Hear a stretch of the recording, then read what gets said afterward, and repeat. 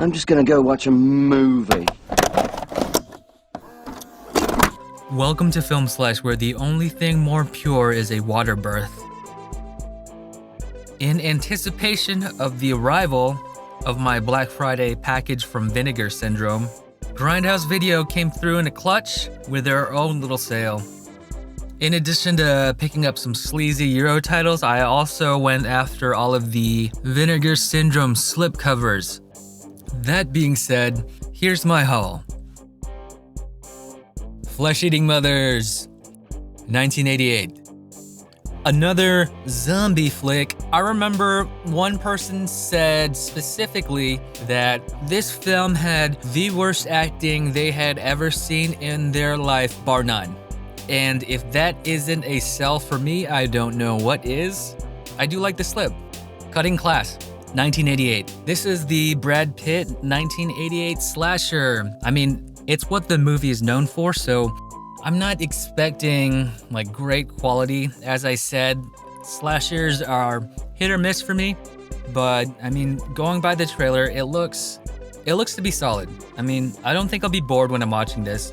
Honestly, the slip kind of looked lame online, but now that I see it in person, it's pretty cool. 9 Lives of a Wet Pussy, 1976. If you look here on the slip, it says a film by Jimmy Boyle, but viewer, did you know that this was a pseudonym for Abel Ferrara, driller killer, Miss 45? He doesn't like the movie apparently, so much so that he just wanted his name off it. But it is a X-rated film. It is a porno. There is penis to vagina penetration on the screen. It also contained commentary and critique of like religious institutions, class, and mysticism. Thinking man's smut. Memorial Valley Massacre, 1988. Killings occur in a newly opened campsite / tourist trap. Someone is offing all the tourists, and a forest ranger needs to get to the bottom of this. Psychic Killer, 1975. Wow, what a captivating slipcover and alternate cover.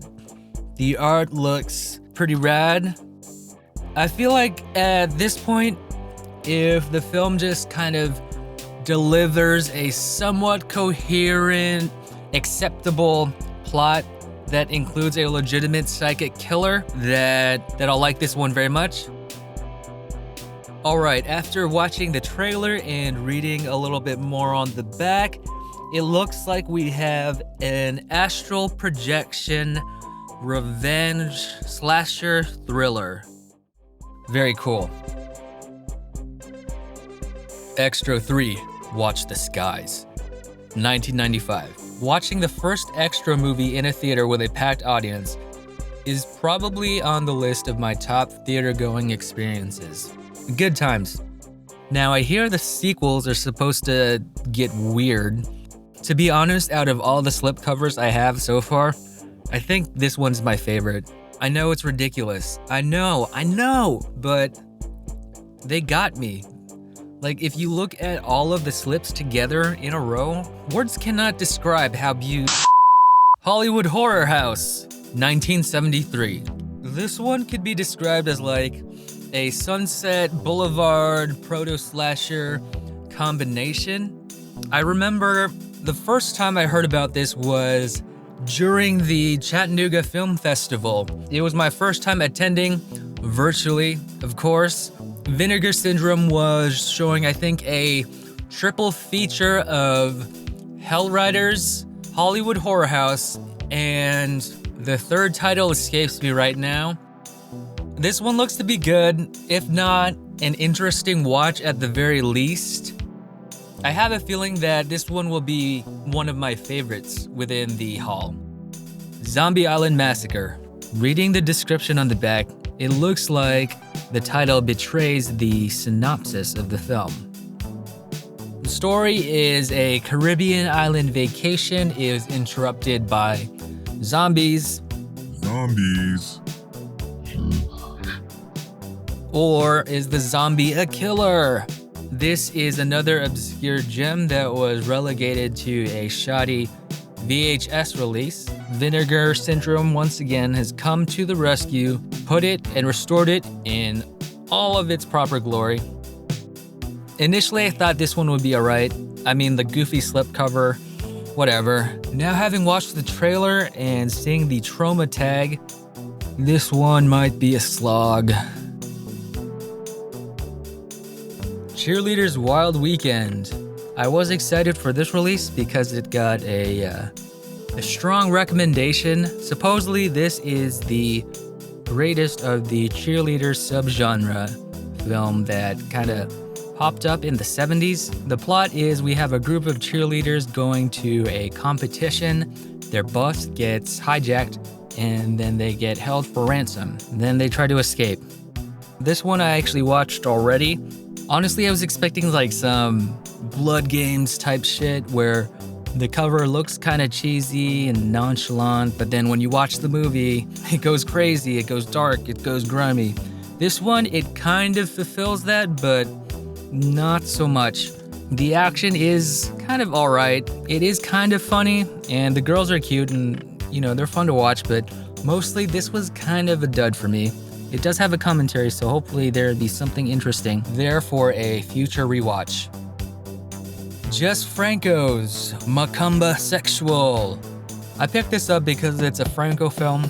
Honestly, my expectations are kind of low. It does look sleazy, so maybe you'll get like super raunchy, really dirty. Maybe it's people just straight up fucking for 80 minutes. Girl Slaves of Morgana Le Fay. I put this one in the background yesterday, and even though I didn't actively watch it, this one might be the best from the haul.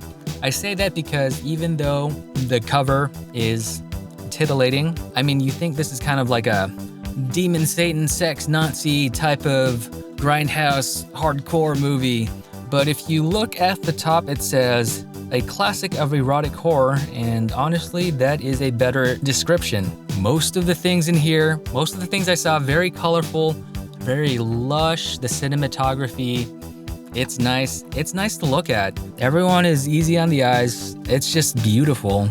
To compare it to another film, I'm reminded of Jack Demme's Donkey Skin with Catherine Deneuve.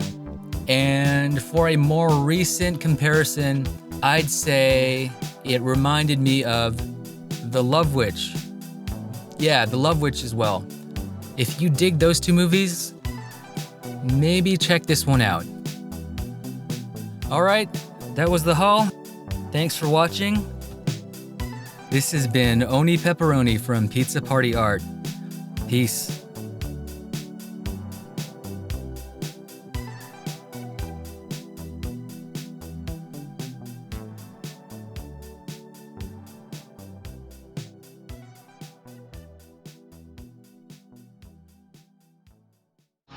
Keep an eye out for you, Stingray. Yeah. See ya.